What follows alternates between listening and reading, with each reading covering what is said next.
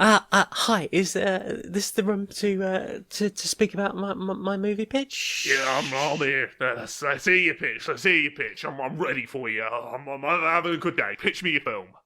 Okay, so it's a really sweet film about a woman. She's just making her way in a new town. She's had to move away from her old place.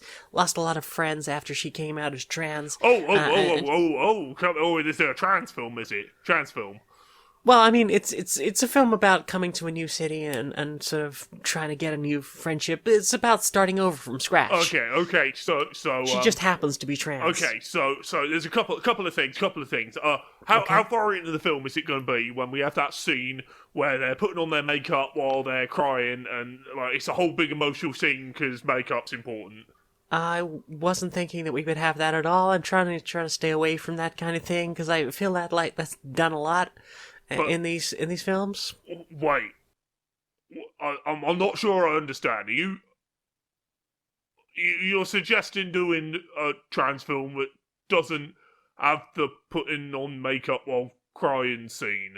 I don't feel that's necessary at all. Okay. We'll put that one aside for a second.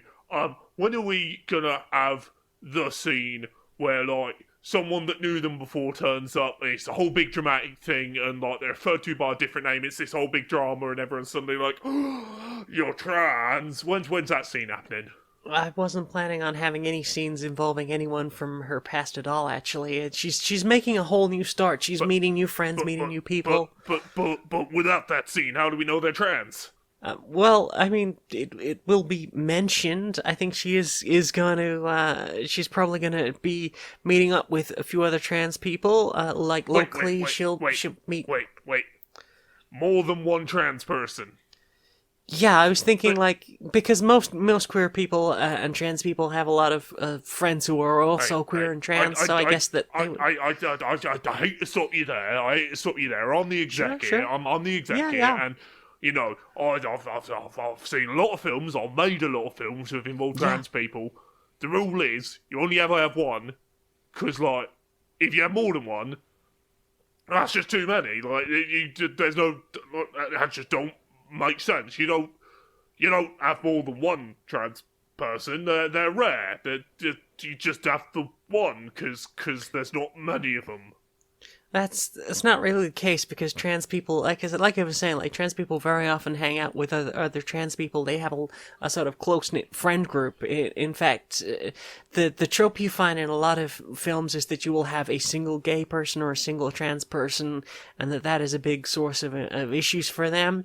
But in this case, I was going to make it like this is a small community within a much bigger community, that they're finding each other and just exploring themselves and having great fun. But the fact that they're queer or trans or whatever else isn't really going to be the focus of the story. It's about, a new beginning and how that can be scary, but learning to grow and explore and have great adventures. Look, there's one last question. When are we gonna have the scene where it's a whole their transness is a whole big deal because like they're still working through that feeling, and like it's a big tough thing, and then it's a big happy thing, and like it's just everything's a very big deal about it. When's that bit? Yeah, that's not going to happen either. I'm picturing that she's had some troubles at home, but that's all in the past, and that's not really going to be brought up. Everything is a journey, but she's gone as far as she wants to take things, and I don't think that even needs to be clarified in the film as to where that is. But she's happy where she is, making this big new adventure, and it's about that adventure rather than just the fact that she is trans. The fact that she is trans is secondary or tertiary or way down the list. She's just having this great new adventure. She's meeting new people. She's having adventures. She's really enjoying life. A lot of joie de vivre there. Just doesn't sound realistic to me. No one's gonna buy it. Unless. I think I got it. We can do your film. Oh, great. Like, We're gonna cast the most sensitive person I can think to cast in that role. Yeah, I was thinking maybe like Laverne Cox or someone. No. You gotta get. When you mention me, trans film, there's only one name I think. Eddie Redmayne. just no. On every level, no. No Eddie Redmayne, no Jared Leto, no. What do you know? I know films. Hollywood, everybody! Hollywood is great. Picture the scene. You are sitting at home, all by yourself, chatting to someone that you have never met before on the interwebs. Oh, hello, random stranger on the interwebs. It's very pleasant speaking to you. Greetings to you. I am person on the internet. Here, let me send you a picture. Oh, will it be a nice picture of your face? It is certainly a nice picture. Okay, then. Ah! Yes, that is right. Whatever you do, do not be sending penis pictures through the internet. People do not wish to see this. It is very traumatic. Here we have a person who has received the penis picture. They do not enjoy this. I certainly did not enjoy receiving that penis picture unprompted. Certainly, there is a time and a place for a consensual penis picture, but there are people on the internet, like the one I encountered, who will send one entirely unprompted. They will say something like, "Would you like to see a picture of me?" And you say yes very innocently. They might even say, "Would you like to see a picture of my head?" And you say yes, because that's a very innocent thing to say. And then they send you a picture of their penis, because they either weren't specific or they used a double meaning of the word head, and all of a sudden I'm seeing someone's member and I did not consent to that. It's very unseemly. So remember, next time you are thinking about doing it, don't be a dick, don't send that pic. Don't send it unrequested.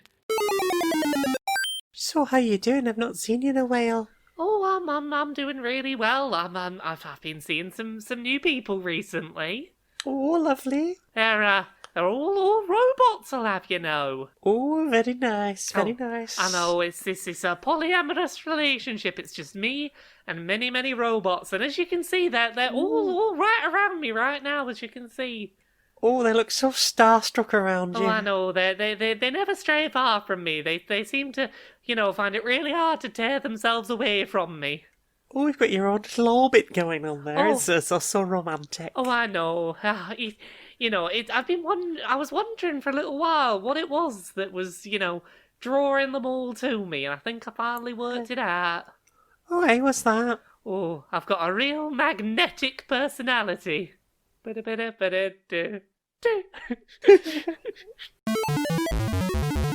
Hello, and welcome to the Running Podcast, where we're going to talk you through your run today. We're going to give you lots of motivation, lots of reasons to keep doing your run to get to the end of that session. Ready? Here we go. Here we go. Here's your first bit of advice. Run like there's a tiger behind you. Rawr. He's gonna get you. He's coming. Rawr. Run like there's a free ice cream truck and it's about to pull away. Oh no, you want to get that ice cream. It's getting away from you. Wouldn't you really like a Mr. Whippy? I know I would. Come on, go get it. Run like you've dropped a fiver on the floor and you're chasing after it. Oh no, it's blowing away in the wind. That pesky gust of wind is gonna blow it away. You can catch it. I believe in you. That's free money right there. It's yours. Go get what you deserve. Run like there's a horde of zombies right behind you. Brains. You don't want your brains eaten, do ya? Yeah, and they're not the shambling kind, they're the running kind, like the no. remake of Dawn of the Dead. They're the worst kind. Run from them, or you'll end up as an extra in a movie, and that's a bad thing. Run like if you don't finish this run soon, this voice is gonna really get grating, and you're gonna lose your voice. Finish that run so that I don't lose my voice. Run like that, yeah. Run like you really need to get home, or you're gonna poo yourself. Yeah, you gotta get to the bathroom. You don't know how long you can hold on for. You can make it. And there you go. That is your run for today. Next time, we're gonna make you run as if you're in a hamster wheel being chased by a cat. Run on that spot. Go as fast as you can. Get away. I believe in you. We believe in you. Keep running. Welcome. Come in. Oh, thank you. Yeah, I understand you do hypnotherapy? Yes, I believe that you were after hypnotic regression for past lives. Is that correct? Yes, I'm told it might help with my anxieties. Well, it's certainly possible if you were to discover that you had a more assertive personality in a past life. That could certainly be beneficial to you in the here and now in learning how to be more assertive in your day to day. So are you ready? Yes. Okay, get yourself nice and comfortable, and I'm going to count backwards from 10, and as I count backwards, you're going to feel your eyes get slowly heavier until by the time you reach number 1, you will be in a past life and you will be someone entirely different. I have no idea who that will be, but we will cross that bridge when we come to it. So, 10, we're starting to get sleepy. 9, 8, 7, 6, 5, 4, 3, 2, 1. Hello, who do we have here? I am Bloodlord Infinite, destroyer of lives. That's very interesting. Tell me, whereabouts are you? In the 8th circle of hell, the circle that no one talks about because it's so hellish. Oh, fascinating. And how did you... tell me a bit about your life. Tell me a little bit about yourself. I torture the evil, those that must be tortured for being naughty and bad. I poke them with sticks and gouge out their eyes, and I give them cold yet burnt toast. And can you tell me, do you feel that these are attributes that might be of use to whoever might be sat in a chair in my office, for example?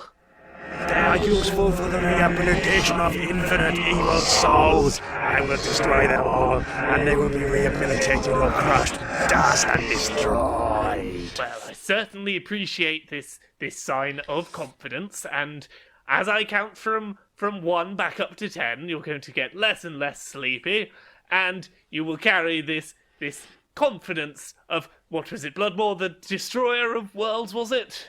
Yes, lovely chatting to you. Thanks for coming. Indeed. 10, 9, 8, 7, 6, 5, 4, 3, 2, 1. And you're back in the room.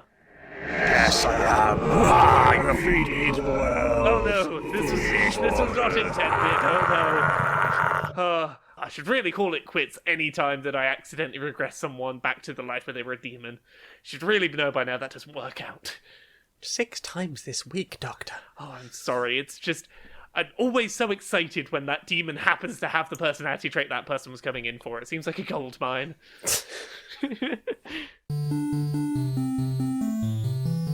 Have you been involved in a ridiculous accident that for some reason you feel you need compensating for, even though it's probably your own stupid fault?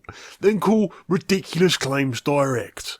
I was doing a space hopper race in my back garden, which I filled with nails and bobby pins, and I accidentally popped it. They didn't say not to use it on top of pins, and I popped it, and I landed on the spikes, and that hurt quite a lot. So I claimed through Ridiculous Claims Direct, and I got a new space hopper to replace my broken one, and now they all have to say don't put up beyond pins on the side of them. My knees were replaced with oranges and served up in a Chinese restaurant. I was very cross, but Ridiculous Claims Direct managed to get me £8. I attempted to order a pizza and they refused to put bricks on it as a topping. Said that bricks were not an available topping. I said, you got bricks in your building, then you can put bricks as a topping. And they refused, and I got compensation. Now, I can order my brick pizza whenever I feel like it. I was forced to go on an extended walking holiday with a poet called Virgil. It was very hot and unpleasant. I was hoping to go somewhere nice and pretty, but that is not where I went. Ridiculous Claims Direct got me 12.5p in old money. I was born too attractive, and all the people getting in my way trying to woo my affections kept just being very inconvenient. So I sued God through Ridiculous Claims Direct, and now anyone who is born beautiful has to be given a little bit of extra time on Earth, just like, an extra 20 minutes at the end of their life to make up for all them suitors coming for them. I fell into a black hole and was compacted to the size of a grain of sand. Ridiculous Claims Direct didn't do anything for me, as I'd fallen past the event horizon at that point. Really, no going back to that. But I'm sure they could have done something. Probably got me £6,000 or £7,000. I tried to start a podcast called Queer and Pleasant Strangers, but there was already a podcast called Queer and Pleasant Strangers by these two lovely trans women, and as such I wasn't allowed to have one, so I sued them. And I got nothing, because they had the idea first, and I was a bit out of luck there. It's the one thing Ridiculous Games Direct can't do. Can't sue Queer and Pleasant Strangers. So call Ridiculous Claims Direct, and they'll sort you out a couple of quid, if you really must. But really, must you go around suing people?